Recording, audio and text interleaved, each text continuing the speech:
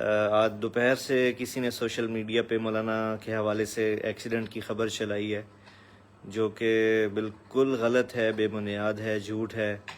میں تمام جو چاہنے والے ہیں، پیار کرنے والے ہیں، ان سب کو بتانا چاہتا ہوں الحمدللہ ایسا کوئی واقعہ، کوئی حادثہ پیش نہیں آیا۔ مولانا طارق جمیل صاحب بالکل ٹھیک ہیں، بالکل عافیت سے ہیں۔